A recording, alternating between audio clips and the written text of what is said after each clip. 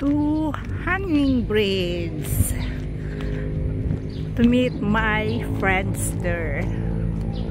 Na-late ako ng 15 minutes kasi nagpakain pa ako ng mga cats ko at nilinisan ko muna yung pinupupuan nila. Ayan.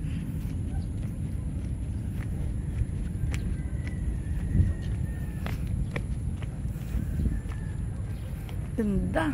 Ganda ng araw. Oh.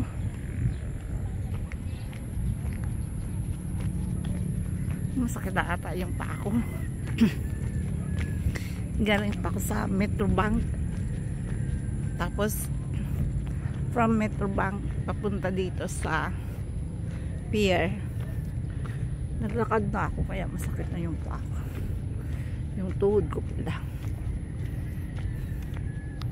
Ever since naman kasi may diferensya na yung tuhod ko kahit hindi pa tayo oldies.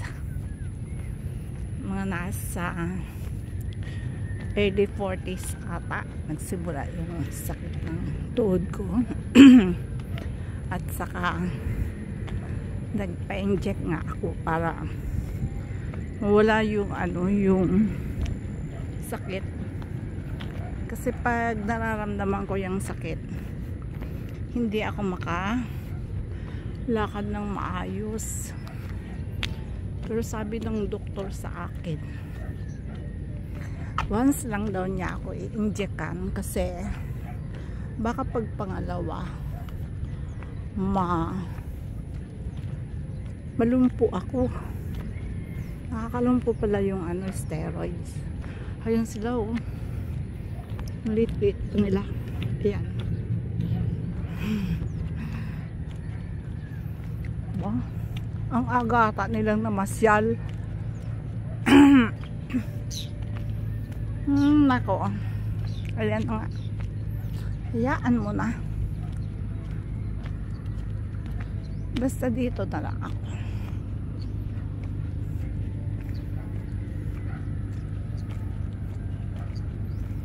Dami pang bakawan pala dito. Sana hindi maalis.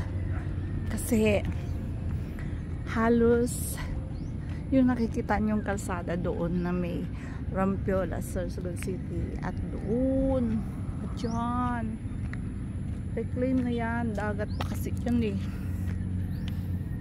Sana hindi nagalawin ito. Ito yan. Saka yun, itong nasa gilid na to. Sayang naman kasi ng effort ng mga nagsipagtanim ng bakawan para lang magkaroon ng water breakage at saka dumami yung isda. Ayan.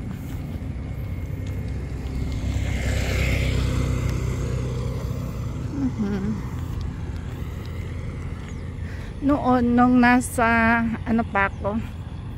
nasa academy pa ako, sumasama ako sa mga city scholars nung time ni ex-mayor Juneda. Yung mga scholars ng city nagkaroon ng clean up drive dito mismo, at sumasama ako pag clean up drive. Kaya kung ano yung naranasan ng estudyante noon, naranasan ko rin bilang guro.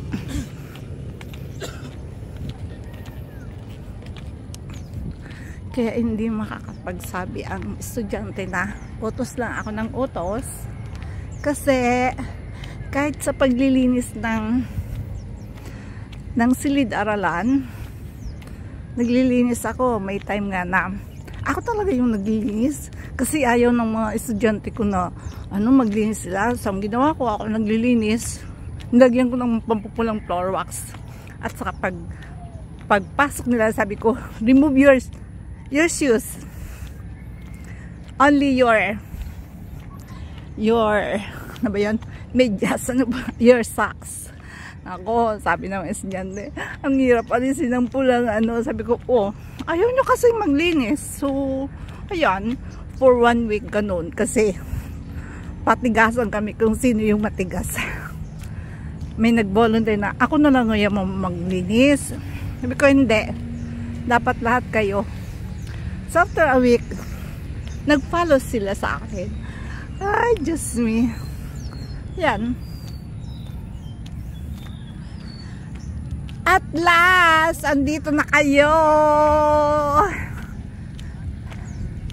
Ang aga nyo naman.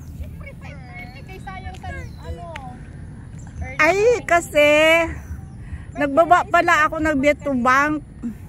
Ano? Nagbaba ako sa Metrobank. Nag-withdraw. Oo, kasi wala akong pambili ng para sa ano? Pusa. Sa pusa.